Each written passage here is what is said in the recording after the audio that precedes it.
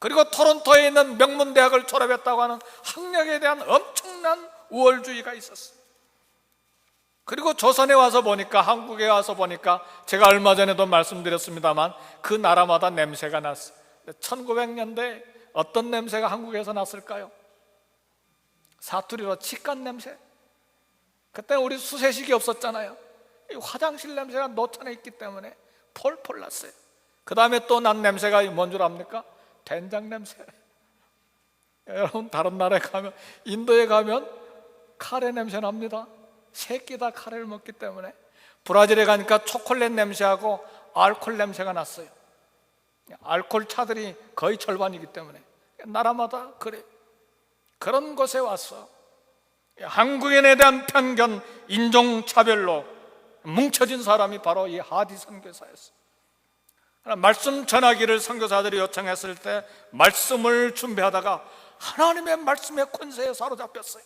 하나님의 말씀이 그의 심장을 두들기니까 이 교만한 마음이 견딜 수가 없어서, 이 찢어진 가슴을 견딜 수가 없어서 동료 선교사들 앞에서 굴욕, 멸시 견디면서 다 회개했어, 고백했어. 내가 교만한 사람입니다.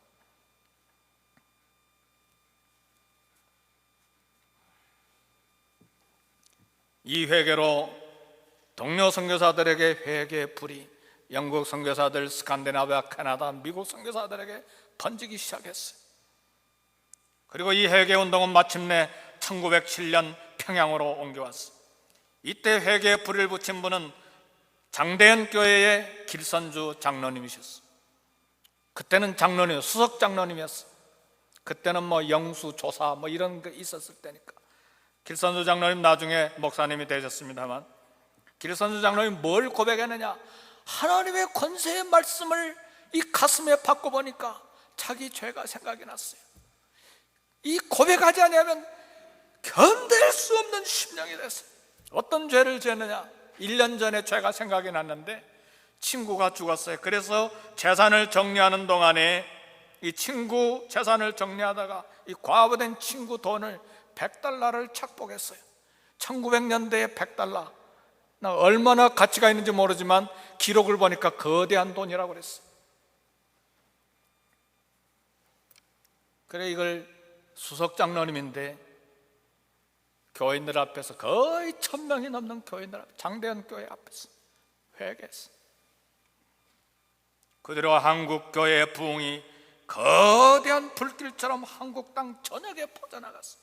이게 한국의 전무후무한 세계적으로 유명한 1907년도의 부흥입니다. 물론 이 부흥은 벌써 영국의 웨일즈 지방에서 불어오기 시작했고 인도에서 불어오기 시작했어요. 미국에서도 1900년대에 불어나왔어요. 캔사스 지방에서.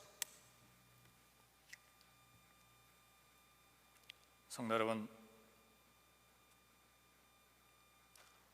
우리 교회도 부흥을 맛보려면 말씀의 권세 앞에서 무릎을 꿇어야 된다고 생각해요. 오늘 설교 무슨 재미있는 이야기 없을까 합니다. 성도 여러분, 성령으로 말미암는 말씀의 권세를 느껴야 됩니다. 이를 위해서도 설교자도 눈물로 기도해야 되겠지만, 우리 예배원들도 끊임없이 예배를 위해서 기도해야 되겠지만, 예배에 나오는 모든 성도님도 말씀에 목말라 해야 돼요. 그것이 우리가 살 길입니다. 사람들은 돈에 대한 이야기, 건강에 대한 이야기, 세상 유행에 관한 이야기, 가수들 이야기, 영화 배우들 이야기, 연예인들에 대한 이야기를 귀를 듣고 경청해요. 얼마 전에도 무슨 이지야, 근데 도무지 감각이 안 와요. 이지아가 유명한지. 근데 그게 한국은 얼마나 큰 이야기로, 그 다음에 또 누군가 이지아, 그 비밀스럽게 다니는 사람 서태지. 그런 데는 귀가 많이 열려 있는데 하나님의 말씀은 탁 마음부터 닫혀 있습니다. 우리가 이 땅을 어떻게 승리로 살 수 있느냐.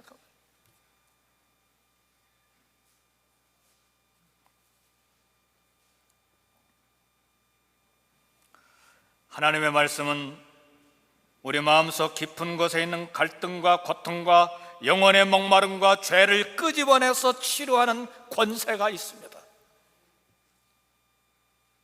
사람들은 여기에서 말씀의 권세를 느끼는 것입니다. 하나님의 말씀의 권세는 자신의 영적인 어두운 부분을 들여다보게 하고 견딜 수 없는 영혼의 통증을 갖게 합니다. 여기에 생명이 있어요. 이것이 말씀과 함께 역사하시는 성령님의 파워예요. 놀라운 것은 말씀의 권세는 회당에 있는 예수님의 말씀을 전했을 때 회당에 있었던 귀신이 그 정체를 드러냈어요. 귀신 들린 사람이 예수님 앞에서 소리를 지르므로 그 정체를 드러냈어요. 말씀 앞에는 어둠이 그 정체를 숨길 수가 없다는 말이죠. 성도 여러분, 23절 24절의 말씀을 보니까 마침 그들의 회당에 더러운 귀신 들린 사람이 있어 소리질러 이르되 나사렛 예수여 우리가 당신과 무슨 상관이 있나이까? 우리를 멸하러 왔나이까? 나는 당신이 누구인지 아노니 하나님의 거룩한 자니이다. 더러운 귀신이 한 사람을 지배하고 있었는데 귀신은 소리를 낼 수가 없잖아요. 그러니까 이 한 사람을 지배해서 그 사람의 성대를 사용해서 말을 한 거예요. 오늘 귀신에 대한 많은 이야기 하지 않겠습니다. 귀신이 뭐가 중요해서 많이 말을 합니까? 그러나 귀신은 마귀 사탄의 졸개들이에요. 하나님의 말씀 앞에서 그 정체를 드러냅니다. 선교제에 있을 때 찬송을 부르고 말씀을 증거하고 하는 예배 가운데 이 귀신들이 숨지 못하고 얼마나 소리를 지르면서 반복해서 나타나는지 많이 경험을 했어요. 더러운 귀신을 쫓아내기 위해서는 성령님의 능력이 역사하시는 말씀의 권세를 힘입어야 합니다. 귀신들이 무서워하는 것은 주님의 말씀이에요. 성령님의 능력이 함께하는 권세 있는 말씀 앞에서 귀신은 물러가게 돼 있어요. 그래서 25절 26절에서 이렇게 이야기합니다. 예수께서 꾸짖어 이르시되 잠잠하고 그 사람에게서 나오라 하시니 더러운 귀신이 그 사람에게 경련을 일으키고 큰 소리를 지르며 나오는지라. 예수님의 단 한마디 권세 있는 말씀이 더러운 귀신을 쫓아내요. 그러니까 우리 말씀에는 성령의 능력을 힘쓰는 권세가 있어야 돼요. 우리도 귀신을 쫓아내려고 예수의 이름으로 명하노니 귀신아 나가라, 이건 많이 하는데 1시간 2시간 해도 잘 안 나가요. 왜요? 권세가 그만큼 작기 때문에, 성령의 능력이 그만큼 적게 있기 때문에. 그러니까 끈질기게 밤새도록 붙들고 있으면 나가요. 어떤 경우는 금식하고 같이 기도할 때 뻥 넘어지면서 나가는 경우도 있어요. 중요한 이야기는 예수님의 단 한마디 권세 있는 말씀이 더러운 귀신을 쫓아냈다는 사실입니다. 그리고 한 영혼이 귀신에게서 해방이 됐습니다. 하나님께서 말씀으로 세상을 창조하시고 말씀으로 파도와 바다를 잔잔하게 하시고 말씀으로 믿게 하시고 말씀으로 회개케 하시고 말씀으로 생명을 구원하십니다. 말씀에 권세가 있어요. 거대한 권세가 있어요. 그래서 사람들이 놀랐어. 귀신이 두려워 떨고 경련을 일으키고 쫓겨나갈 때 27절 보니까 다 놀라 서로 물어 가로되 이는 어찌미뇨 권세 있는 새 교훈이로다. 더러운 귀신들을 명한즉 순종하는도다. 오늘 저와 여러분들 모두 다 권세 있는 하나님의 말씀을 경험할 수 있기를 주의 이름으로 축복합니다. 그래서 회개하고 하나님 말씀으로 소생함을 입고 용기를 얻고 소망을 다시 얻는 놀라운 역사가 권세 있는 말씀에 있기 때문에 이 말씀을 성령으로 들어야만 됩니다. 하나님의 말씀은 단순한 연설, 교양, 광자, 철학이 아니에요. 하나님의 말씀은 사람을 살려내고 어둠에 갇힌 사람을 해방시키고 귀신을 쫓아내는 권세요 능력이요 힘입니다. 그래서 사람들이 놀라서 서로 말하기를 권세 있는 새 교훈이로다. 귀신을 쫓아낼 때 흔히들 하는 방법이 찬송을 많이 불러요. 그런 경험들 있습니까? 찬송을 많이 부르잖아요. 찬송 중에 귀신의 정체가 드러나는 경우도 있는데, 찬송 그 어느 곳에 이 권세가 있는가? 요즘 찬송은 판무직에서도 곡조를 빼오잖아요. 브라질에서는 삼바춤 그 곡조를 빼와서 거기다 성경 말씀 붙여가지고 찬송 부르고 그래, 젊은이들. 상상이 되세요? 그러니까 그 찬송 어디에 이 권세가 있느냐 그 말이에요.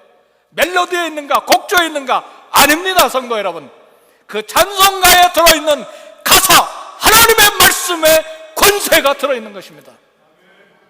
그래서 우리가 찬송가를 부를 때에 곡조가 좋아서 거기에 흥얼거리고 부르면 아무런 능력이 없어요. 우리 감동이 없어요. 찬송가에 들어있는 하나님의 말씀, 그걸 생각하고 묵상하면서 온 마음으로 부를 때에 거기에 능력이 나타나는 것이에요.